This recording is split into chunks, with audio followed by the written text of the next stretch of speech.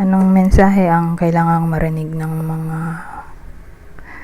Capricorn sa period na to? Pwedeng nangyayari na itong magiging reading o mangyayari pa lang. Kung hindi man para sa inyo itong magiging reading natin, edi baka para sa someone na malapit sa inyo o sa someone na kakilala nyo mismo.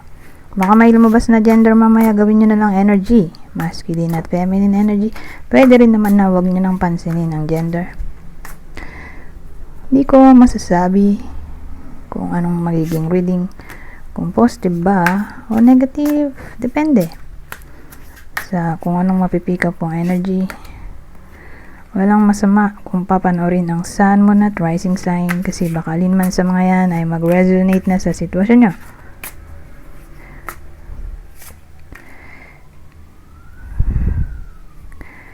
Well, sa ganitong case, ang dating sa akin, may magandang maaaring mangyari.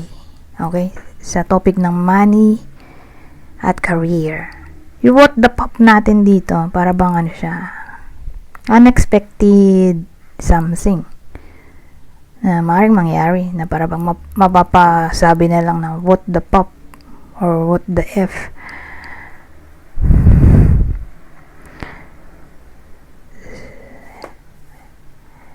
Kasi pag nandito tong 7 of Wands, ito yung card ng struggle o competition, rivalry. So, probably may inggit sa iba sa inyo kasi may swerte na maaaring mangyari. Pero again, dun siya sa career. Money, so promotion, increase salary, or maraming OT, or sabihin natin sumisikat yung iba sa inyo dun sa workplace, na recognize yung iba sa inyo sa workplace. Maganda yung takbo ng reputation niya ngayon. May iba na may inggit na parang iisipin ng ibang tao o ka-workmate na may favoritism daw, ganun-ganon, na masyadong sip-sip. Kaya malapit yung iba sa inyo sa boss nila. May chismis ba na maaaring mangyari dito sa case na to? Pero tatama lang to sa workplace. Okay? So, para to sa mga may trabaho. Ngayon, kung wala kayong trabaho, edi baka para to sa mga malalapit sa inyo na may trabaho. Tapos sa kanila tatama tong ganitong energy. Okay? Like, anak, mister, Mrs. Partner in general, kaibigan, kapatid, basta someone na malapit sa iba sa inyo. Baka sa kanila to tumama na tawag dito, may mga taong gustong sabotahihin yung sense of satisfaction dito ng iba sa inyo. So beware. Whether nangyayari na to, mangyayari pa lang, pero kung nangyayari na to sad to say, ganun pa rin yung energy, walang pagbabago, tuloy-tuloy lang, pero ngayong period lang naman, di ba? Hindi man siya forever.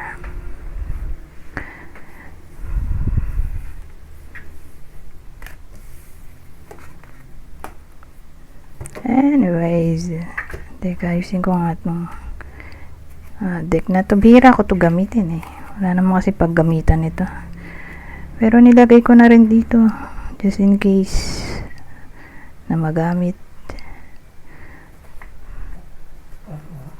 Ito, ano pang masasabi nito? Ibang senaryo.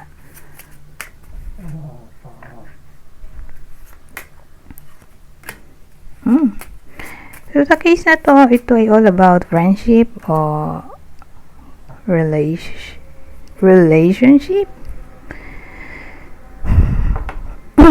Ngayon, na-partneran naman ito nitong kawal.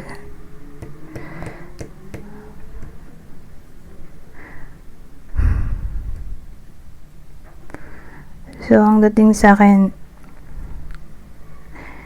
ito yung card ng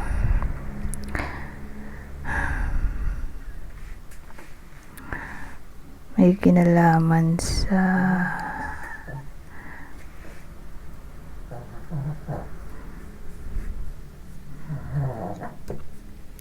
sabihin nating change.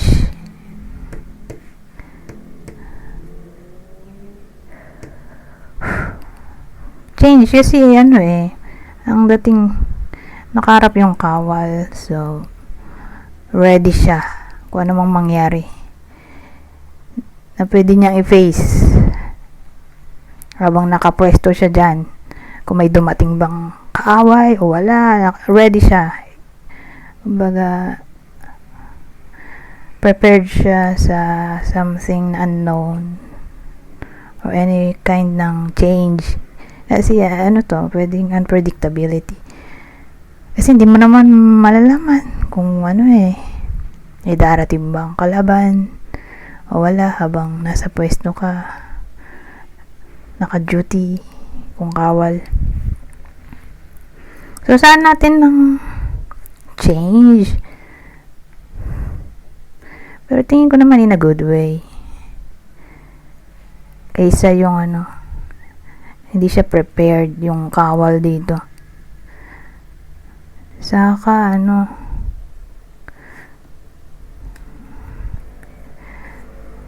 may Scorpio pala doon, ay di pala Scorpion, lobster pala to.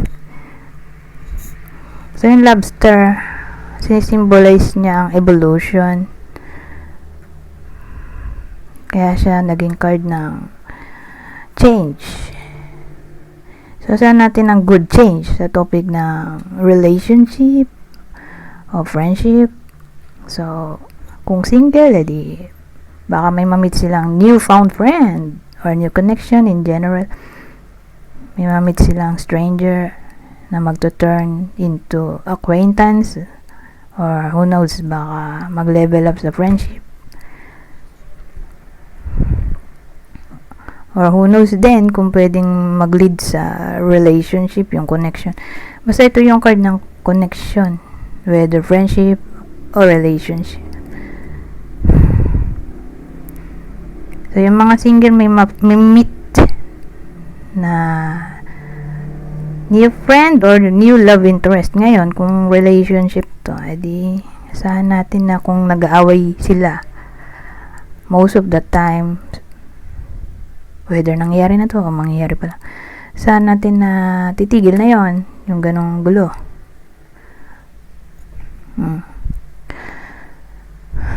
Since nandito yung Cupid na pwedeng mag-symbolize na blessing,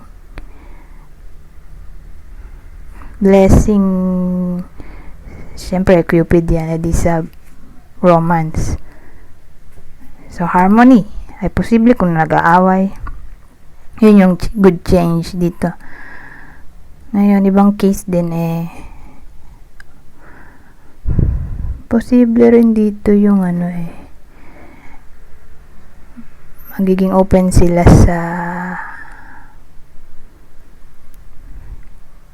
something new. Sa bagay na ngayon, change. Yung kumbaga matututunan nila yung topic ng adaptability. Magiging open sila sa mga kung ano-ano. Or pwede rin unexpected money ay posible mula sa friend or karelasyon.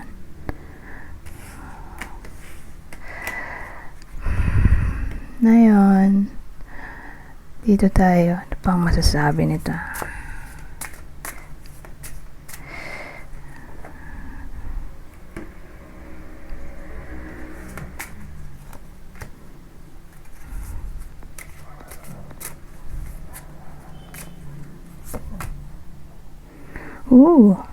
Diba? Understanding, connection, ito lang din yung kanina.